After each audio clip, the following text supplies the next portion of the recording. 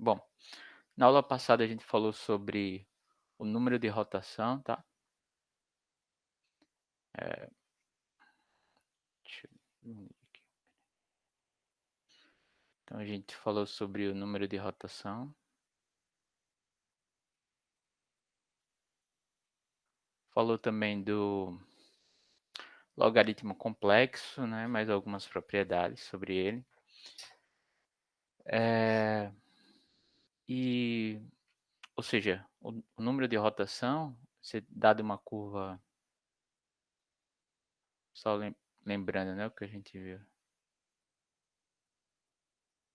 dado uma curva fechada, tá? Suave por partes, por exemplo. Então, seja alfa de determinado intervalo A, B em C, tá? Essa curva ela não precisa ser simples, certo? Mas aqui eu vou supor que ela seja fechada. Alfa de zero, alfa de A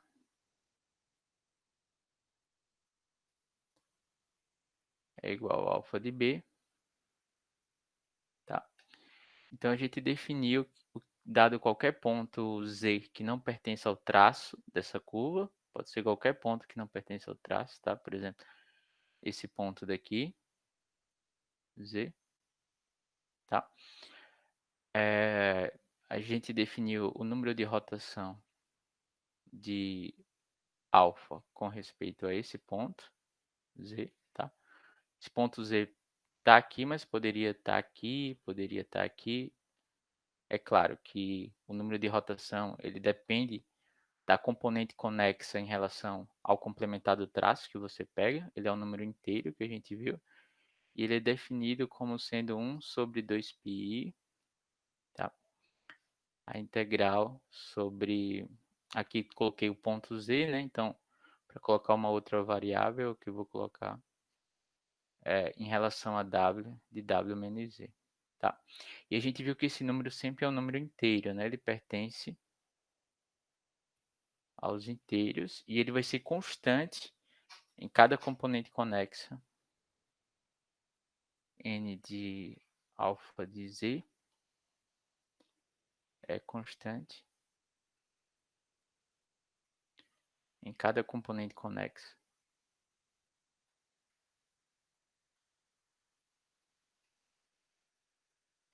Acho que eu deixei como exercício para vocês. Não, isso aqui a gente não lembra se a gente viu, eu deixei como exercício. Mas o número de rotação ele é constante em cada componente conexa de C menos o traço de alfa. O,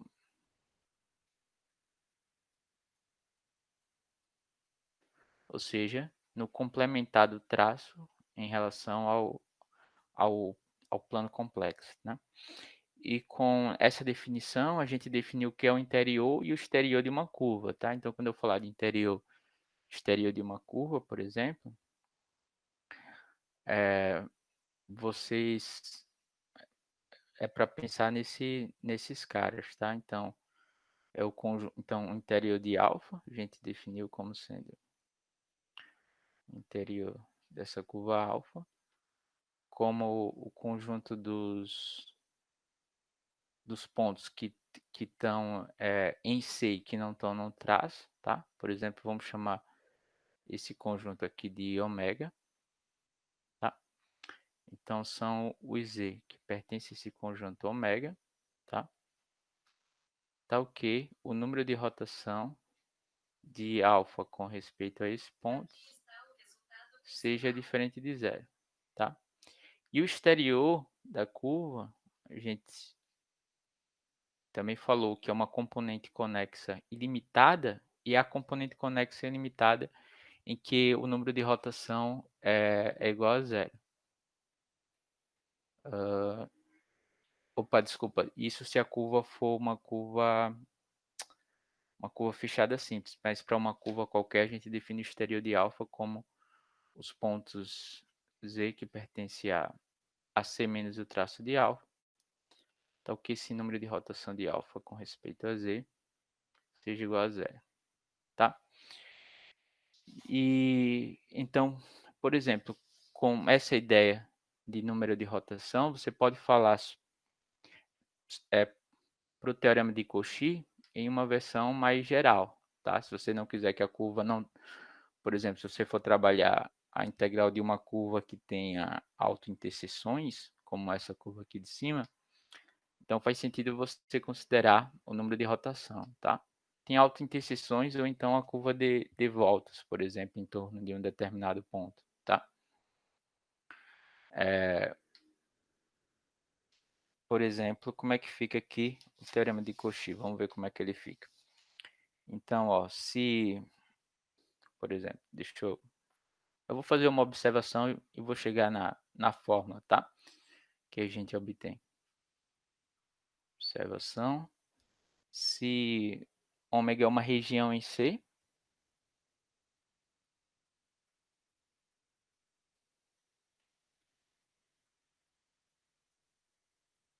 é uma região, tá? E F é holomorfa nessa região.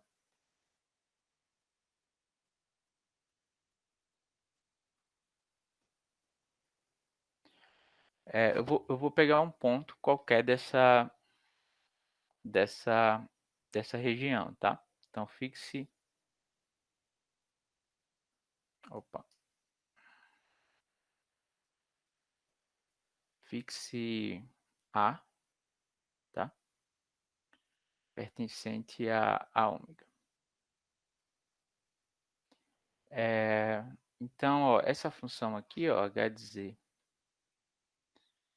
sendo f de z menos f de a, ela tem um zero. Essa função é holomorfa, né? Então, seja h assim, h é holomorfa, claro, né?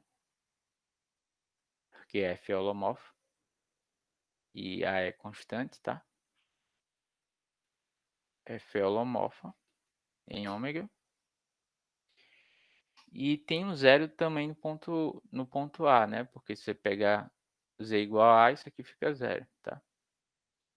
E h tem um zero no ponto A, tá?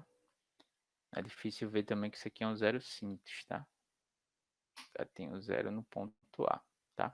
Então, se h tem um zero no ponto A, é porque a gente pode escrever h, né?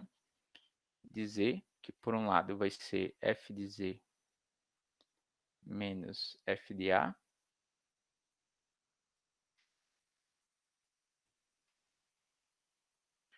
como sendo uma função holomorfa g de z vezes z menos a, né? Lembra as propriedades que a gente falou sobre zeros, tá?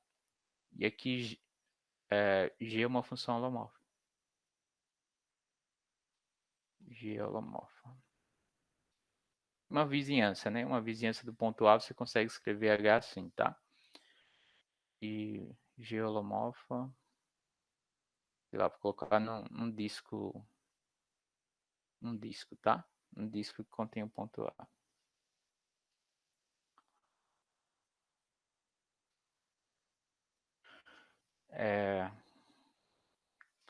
Na verdade, aqui nesse caso, acho que o G vai ser holomorfa em ômega, tá? Em ômega. Daqui a pouco eu verifico isso, mas acho que aqui é ômega.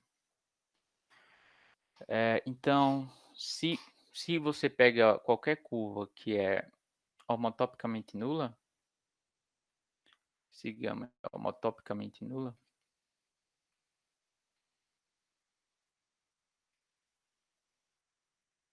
tá?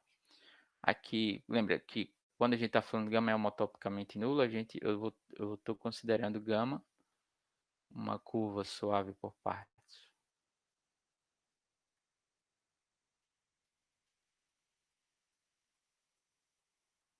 Por partes fechada,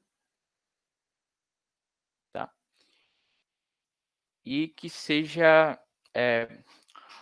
homotopicamente é uma e seja e gama é homotópica é uma constante, né? Homotopicamente nula é isso, você pode deformar qualquer ponto, vai tomando deformações desse cara até chegar na função constante, tá? Lembra da definição, né, que a gente deu. Só para relembrar, tá? Gama é homotópica.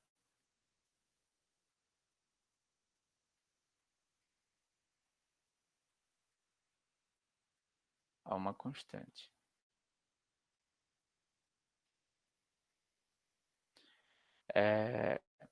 E então você tem isso aqui, né? Lembra do teorema de Cauchy que a gente já tinha visto?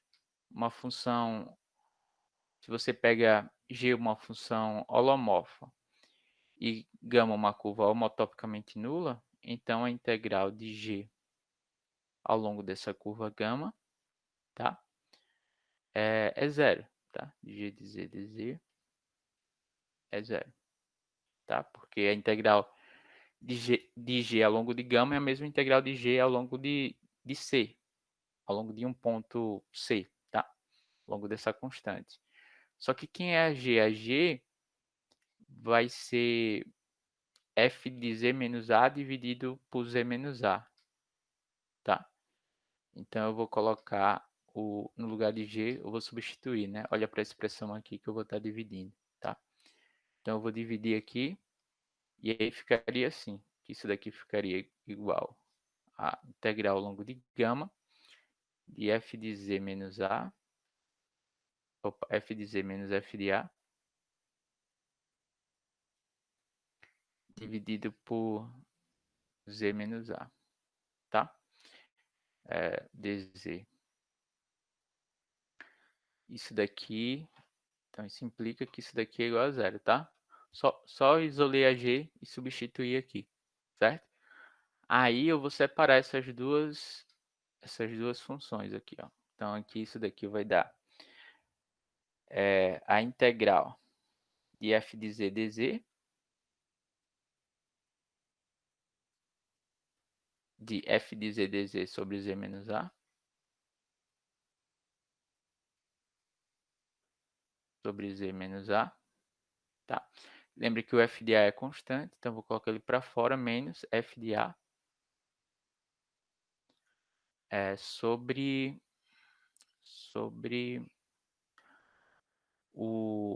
essa outra integral daqui, de dz sobre z menos a.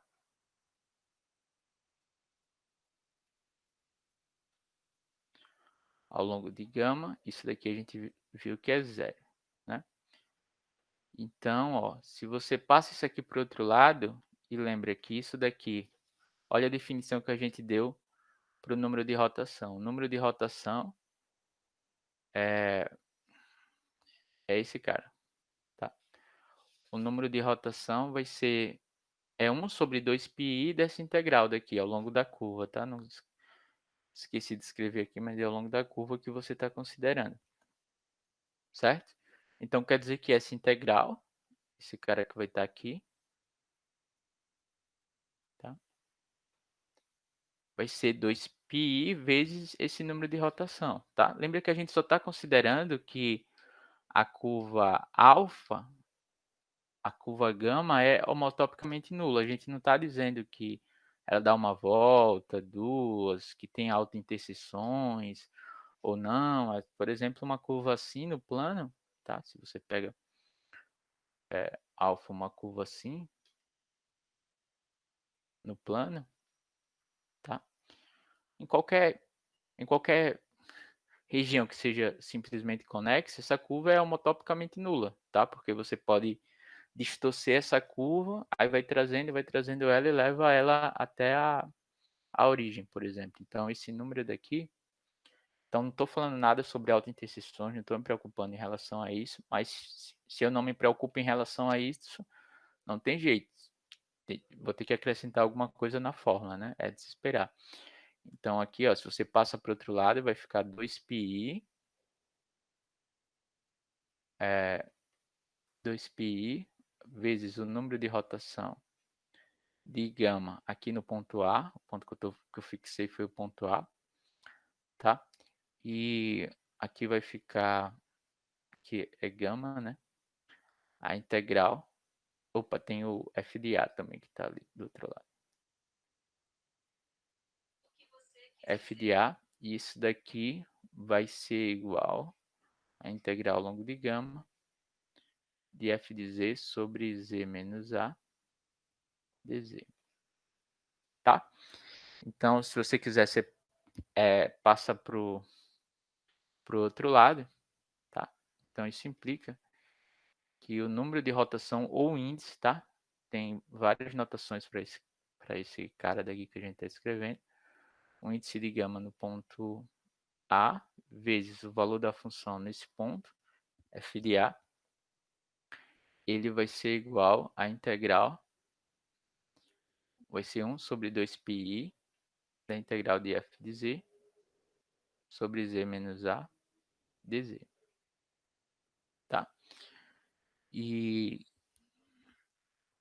ao longo de gama, certo? Então, isso daqui é uma generalização da fórmula integral de Cauchy quando você tem que a sua curva, por exemplo, ela não é um círculo ou não é necessariamente uma curva que dá uma volta em torno desse ponto A que esteja dentro da curva, tá? Aqui, veja que aqui a gente não usando essa fórmula daqui, a gente, na verdade, a gente não se preocupa se o número vai estar dentro ou fora da curva, porque se ele tiver fora da curva, né, no exterior da curva, do jeito que a gente definiu, esse cara daqui vai ser zero, tá? Mas isso a gente já esperava que fosse zero, né? Imagina, porque gama é uma curva fechada, e se A está no exterior da curva, essa função daqui ela vai ser holomorfa dentro de A, tá? Ela vai ser holomorfa no interior de A, e pelo teorema de Cauchy, a gente sabe que a integral de uma função holomorfa, né, que em uma região que, que, é, que contém a curva e o conjunto dos pontos que estão dentro da curva também, tá? Então, a integral de f ao longo dessa curva gama vai ser zero, tá? Então, ela casa com o que a gente já conhece, certo? E se por acaso, por exemplo, se a sua curva der 3 voltas em torno desse ponto, então você usa a fórmula integral de Cauchy e multiplica por esse número de rotação daí que aparece aqui na fórmula, tá? Então deixa eu só enunciar de maneira formal essa observação aqui que a gente obteve. Se f, vou colocar aqui como, escrever como mais uma versão, tá, da fórmula integral de Cauchy.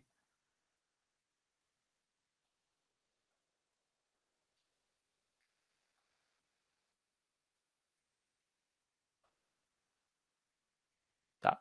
Então, por que eu não enunciei essa forma aqui de primeira, tá? Porque primeiro eu tinha que falar do número de rotação e tal, que é uma coisa um pouco técnica, e para a maioria das aplicações a gente não usa isso, né? A gente toma, por exemplo, círculos em torno de determinado ponto, ou em torno de determinada singularidade, tá?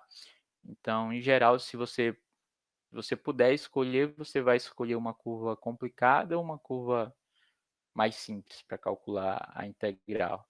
Em geral, a gente escolhe logo uma mais simples, tá? Que funcione do mesmo jeito. Por exemplo, você toma uma integral ao longo de um círculo, quando, quando o círculo servir, né? Por exemplo, para as suas propostas de aplicações, né? Pra gente, todos os teoremas, né? Desde o princípio do argumento, o teorema de Rocher, a gente viu, por exemplo, apenas para curvas que dão uma volta, né? Aí você não precisa se preocupar com esse número de, de rotação aqui nesse caso, tá? Então fica mais simples de trabalhar, tá? Mas enfim, fica como, se vocês virem isso em algum lugar, esse negócio funciona também, tá? Agora você vai ter que fazer o ajuste necessário, multiplicar o valor da função pelo número de voltas que a função dá em torno do ponto. Então, se f de ômega em C é holomorfa. E gama é uma curva suave por partes.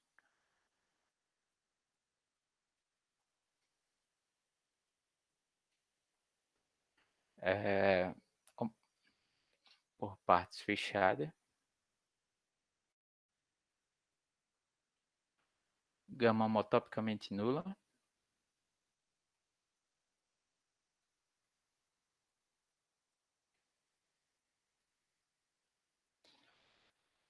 E se você pega qualquer ponto A que não pertence ao traço de gama, né? Ou seja, um ponto que pertence a menos o traço de gama,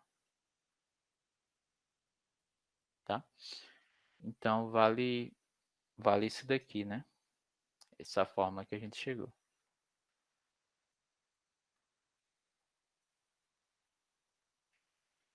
Aqui eu não lembro se estava colocando gama.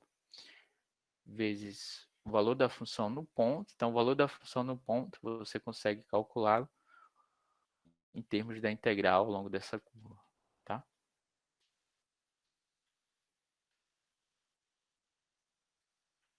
Z menos A longo de gama, tá? Então, nos próximos exercícios eu vou colocar algumas curvas que não são simples, tá? Dão voltas em torno de determinados pontos para vocês usarem essa forma integral de Cauchy, tá?